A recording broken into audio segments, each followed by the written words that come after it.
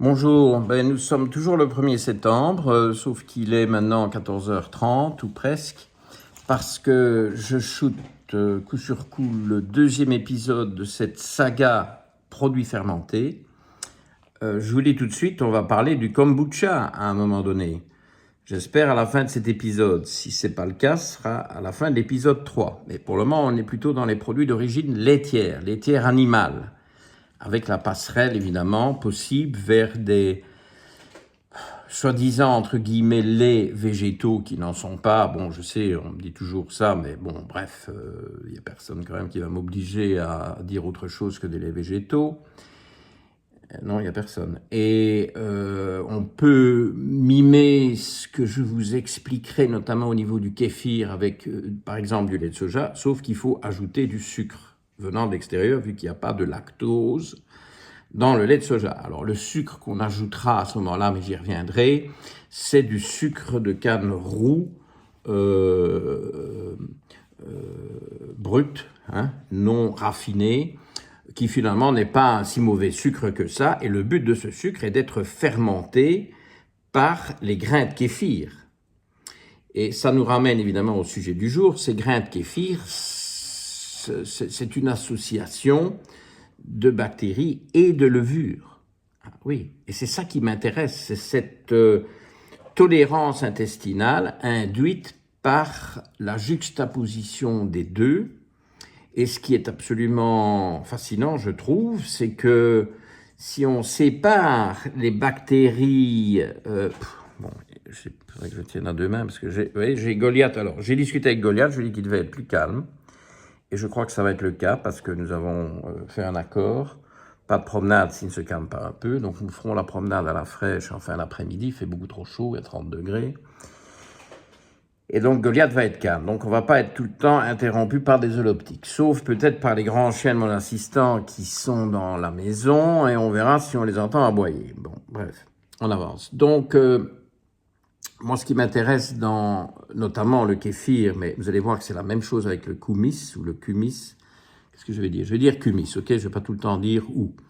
Dans le kumis, c'est cette tolérance entre bactéries et levures. Et ce que j'avais commencé à vous dire, et que je termine maintenant, c'est que les bactéries séparées des levures, des grains de kéfir, n'aboutissent à rien.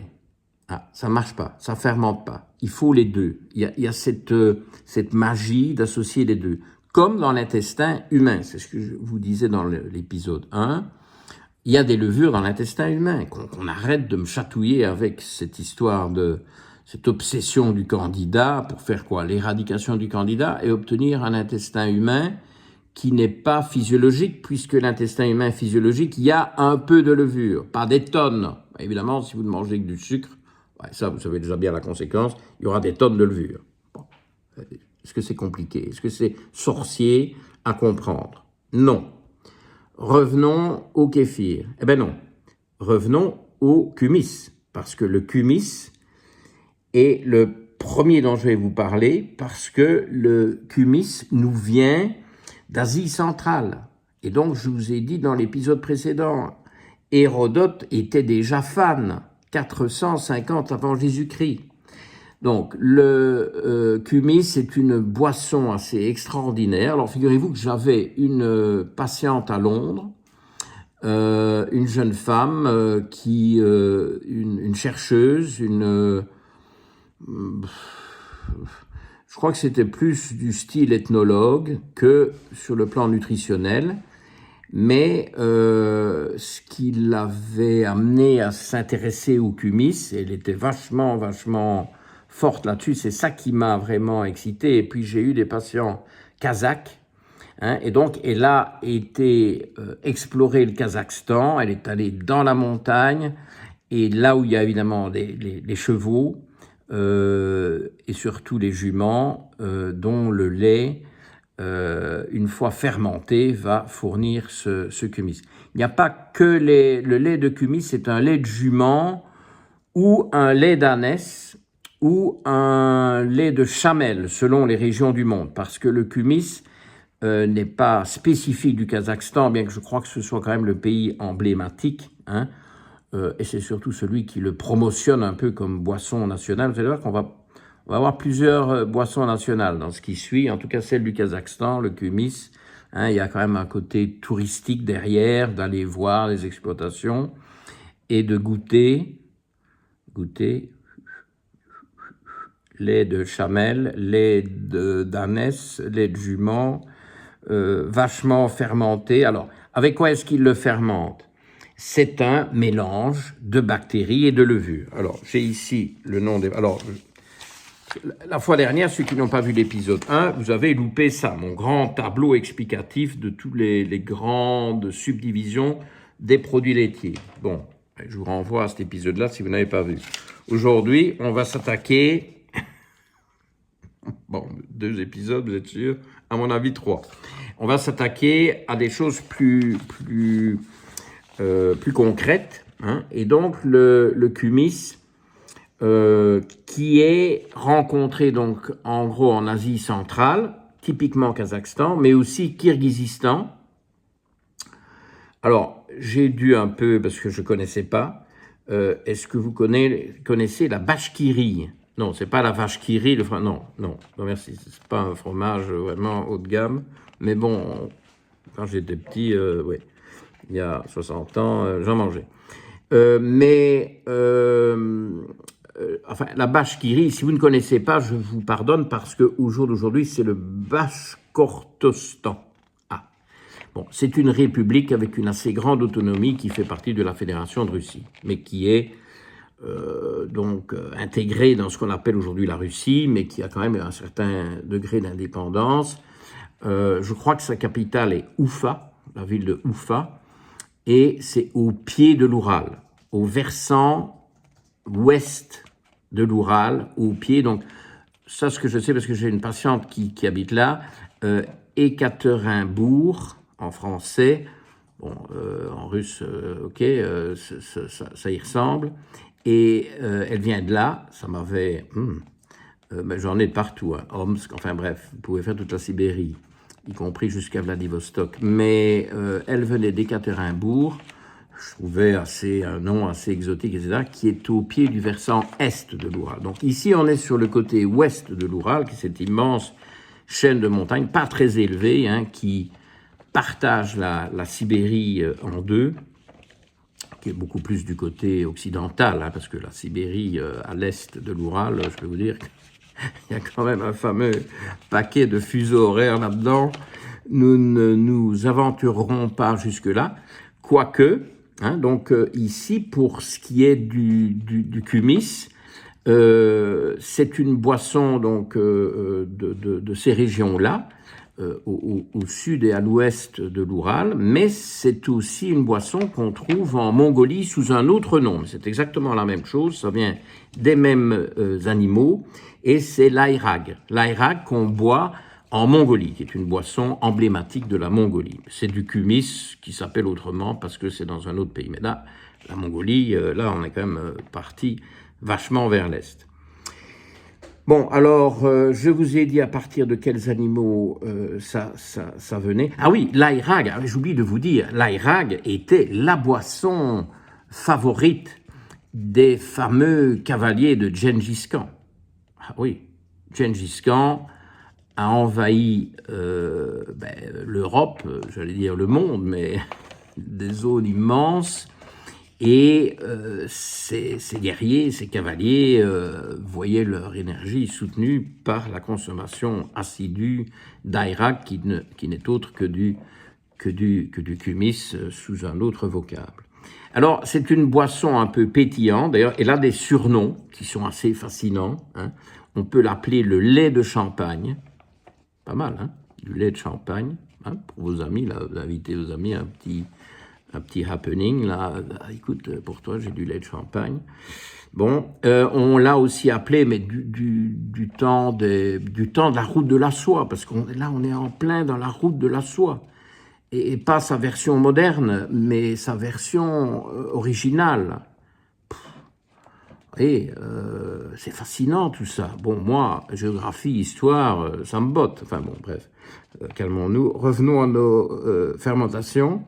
Alors, qu'est-ce qu'il y a dans... Ah oui, donc l'autre appellation, parce que je finis par mes phrases, c'est le vin de lait. C'est du vin de lait ou c'est du lait de champagne. C'est deux façons d'appeler le kumis. Ou l'airag. J'ai retenu, hein, kumis, airag. Ok. Interro, hein, vendredi prochain, 19h30. Vous n'accéderez pas au live chat sans répondre à quelques questions basiques. Bon, alors, qu'est-ce qu'il y a comme agent de fermentation dans le kumis? Le lactobacillus, on va dire bulgaricus, eh oui, déjà, et le lactobacillus acidophilus. On trouve aussi une troisième type de bactérie qui est le lactobacillus casei. Tout ça, ça fait des... On retrouve aussi ces trucs-là dans des probiotiques, hein, l'acidophilus et le casei. Donc, vous voyez que les bactéries de fermentation dans le kumis sont en fait les ancêtres du yaourt.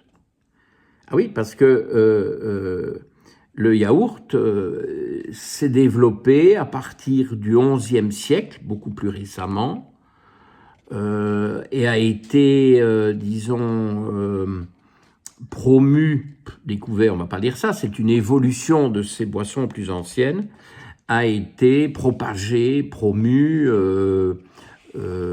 répandu par les Turcs au XIe siècle. Beaucoup plus récemment, mais bon, ça fait quand même déjà un petit bout de temps. Donc, on va finir par parler du yaourt, mais dans le yaourt, ça ne me botte pas tant que ça, il n'y a pas de levure, alors que dans le kumis, il y avait, ou il y a toujours, parce que je ne sais pas pourquoi je dis il y avait, c'est un produit moderne, il faut aller vers l'Est, vous me direz vachement vers l'Est pour le trouver, mais c'est trouvable. Saccharomyces lactis, Kleuveromyces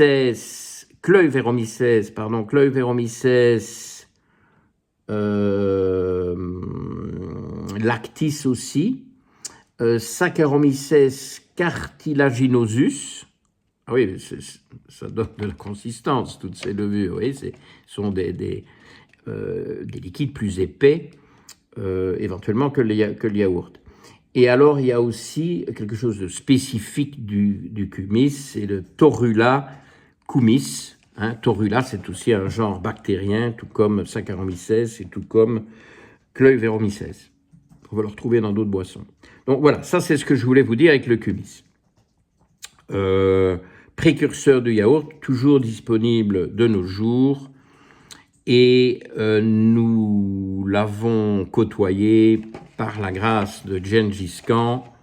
Maintenant, je doute que ceux qui ont côtoyé Gengis Khan aient eu le loisir de vraiment savourer leur kumis, parce qu'il y avait aussi des sabres, des flèches et des javelots et autres joyeusetés. Vous voyez que Goliath tient sa parole, il est calme pour l'épisode 2. Bon, et le kéfir dans tout ça? Eh bien, le kéfir, c'est une boisson plus proche de nous, ok, mais qui remonte aussi à la haute antiquité. C'est très proche du kumis, mais différence fondamentale, c'est pas du lait d'ânesse, de chamelle et de jument, c'est du lait de vache, de chèvre ou de brebis. Ah oui, voilà.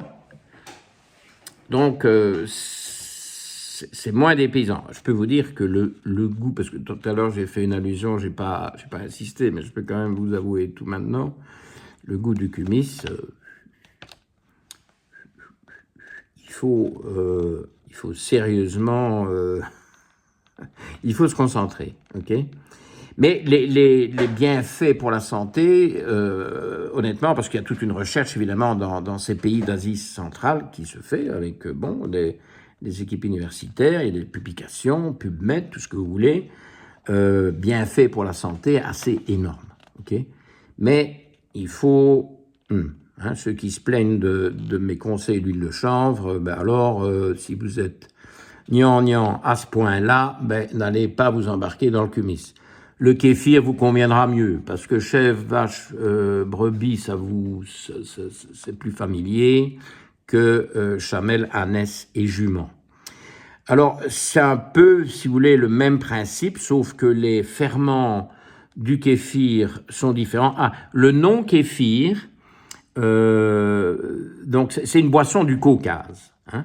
Le kéfir est une boisson du Caucase. Alors, le Caucase est plus à l'ouest que les pays dont on vient de parler. Okay, alors, j'ai quand même mis une carte sur mon écran d'ordinateur parce que je peux vous dire que l'Asie centrale, bon, la géographie, c'est quand même assez challenging. Donc, on a parlé du Kazakhstan et du Kirghizistan et de la Mongolie. Bon, ben, tout ça, on est vraiment très à l'est. Quand on revient vers l'ouest, on traverse l'Ouzbékistan pour faire bonne mesure, hein, tant qu'on est dans les stans. Et on arrive au Turkménistan, dont je vais vous parler dans une minute. Ah oui, on ne peut pas faire des jaloux, on va faire tous les stans. Donc là, on arrive dans le Caucase. Vous avez deux grandes chaînes de montagnes juxtaposées, le Grand Caucase au nord, je crois, le Petit Caucase au sud. Donc là, on est du côté de l'Azerbaïdjan, de la Géorgie, de l'Arménie. Hein, donc tout ça, c'est le Caucase et c'est le royaume du kéfir. À partir de... Ah oui, de façon plus moderne, ce kéfir, maintenant, est surtout prisé en Russie et en Pologne. Moi, mes patients polonais de Londres étaient tous des adeptes forcenés du kéfir. Et j'ai été soumis à force kéfir, certains venant de Pologne, etc. Vraiment, j'ai eu la chance, que ce soit le kumis ou le kéfir, j'avais des trucs du cru. Et moi, le kéfir, j'ai tout de suite bien aimé. Moi, j'aime bien le kéfir. J'aime bien le goût, j'aime bien ce qu'il y a dedans. Alors, qu'est-ce qu'il y a dedans? Une pléiade de bactéries, donc il y a plus de biodiversité bactérienne, vous voyez, dans un truc comme ça que dans le yaourt moderne. Alors, Lactobacillus kéfiranofaciens. Ah, bon, ben, pas besoin d'explication. Si vous voulez, dans les grains de kéfir, il y a donc ces espèces bactériennes et fongiques. Hein, et quand je vous parle du Lactobacillus kéfiranofaciens, eh bien, c'est parce que c'est grâce à ce genre de bactéries qu'on obtient du kéfiran. Qu'est-ce que c'est ce kéfiran qui est peu connu? Moi, je ne connaissais pas. J'ai travaillé ce week-end. Bon, maintenant, je connais, mais ça fait pas longtemps. C'est un exsudat un peu jaunâtre, transparent jaunâtre comme ça, et qui est un hétéropolysaccharide de glucose et de galactose. Et donc, c'est un exsudat qui est produit par les grains de kéfir et qui participe, donc qui sert de base à la fermentation. Hein, donc, ça s'ajoute au lactose et ça donne une fermentation d'enfer, j'ai envie de dire. Alors, il n'y a pas que le Lactobacillus kéfiranofaciens, il y a toute une série de lactobacillus possibles, le lactis, le crémoris, Lactobacillus kéfiri, bah oui, Lactobacillus casei, Lactobacillus acidophilus, le classique. Il y a toute une gamme de leuconostoc, qui est un autre genre de bactéries lactiques, bien connu, leuconostoc, qu'on retrouve dans vin, pain, etc., dans plein d'aliments. Il y a aussi des acétobactères, donc il y a une grande diversité bactérienne. Et puis alors, il y a les levures. Ah, il y a les levures, dont accrochez-vous bien, Saccharomyces kéfir. Ah oui. Torula kéfir, tout comme vous aviez Torula kumis, vous avez Torula kéfir. Ce sont des espèces fongiques spécifiques de ces boissons-là. Ah, c'est génial, non? Enfin bon, moi ça m'excite autant que les cabosses de cacao. Cleuveromyces marxianus, peut-être Marx qui a inventé. Je ne crois pas que c'est le même.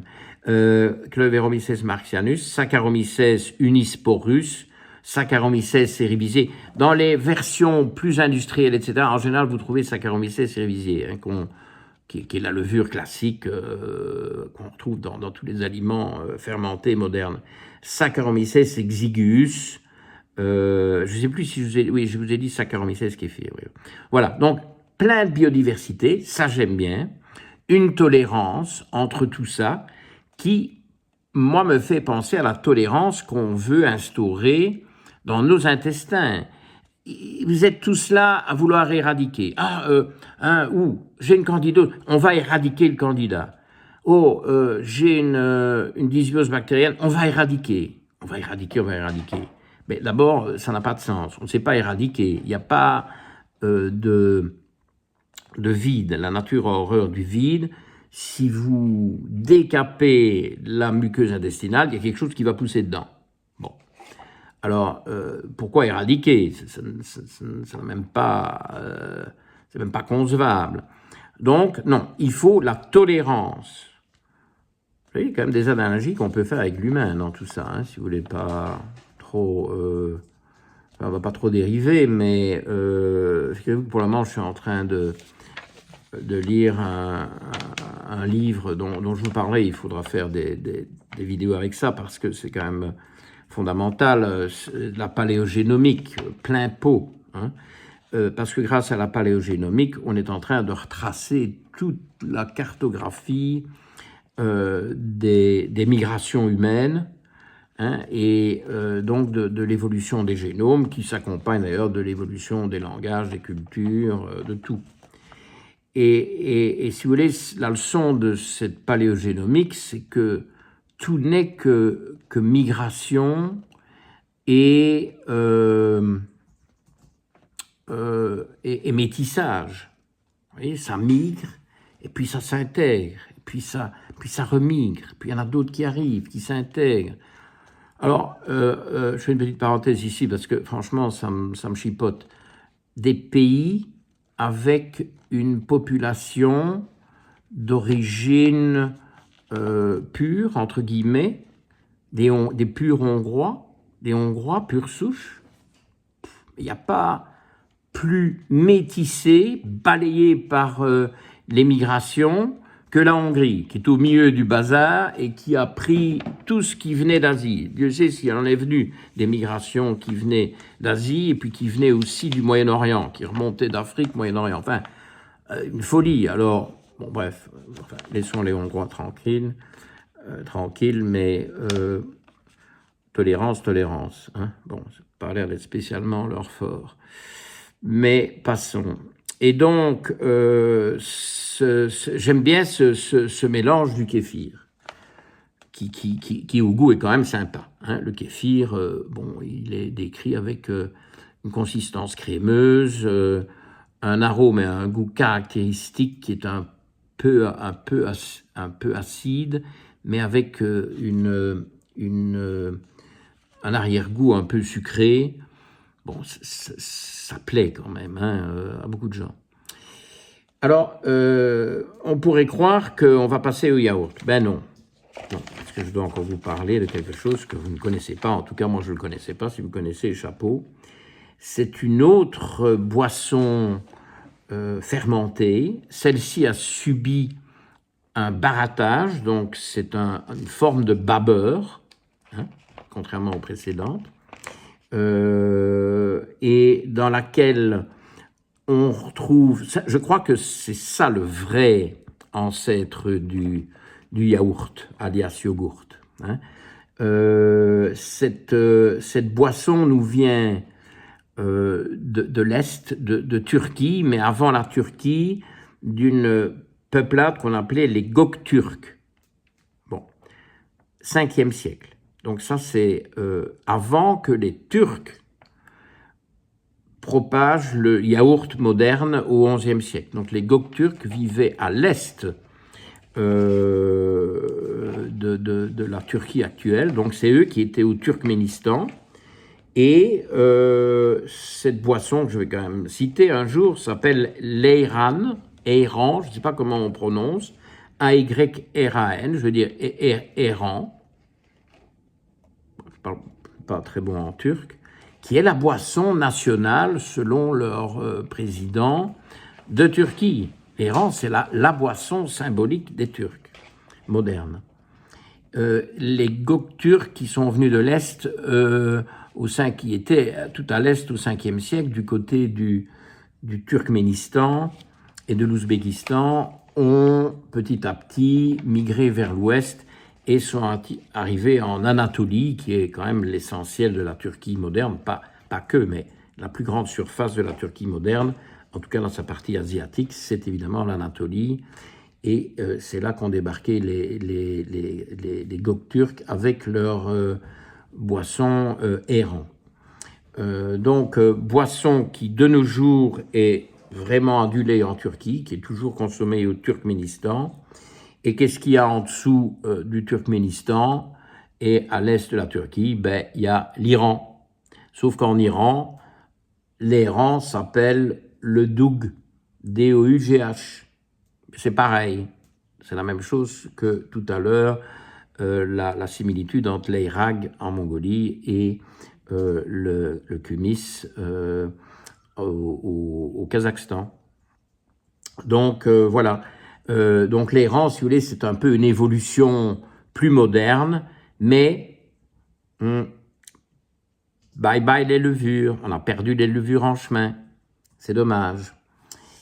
Et tout ça pour arriver, donc, par l'intermédiaire des Turcs au XIe siècle, au yaourt moderne que vous connaissez, qui est donc aussi un produit qui a été brassé, hein, donc qui a subi un traitement mécanique, etc., qui n'est plus une boisson, qui est plutôt semi-solide, comme vous savez, et qui est très prisé de nos jours, notamment dans les Balkans.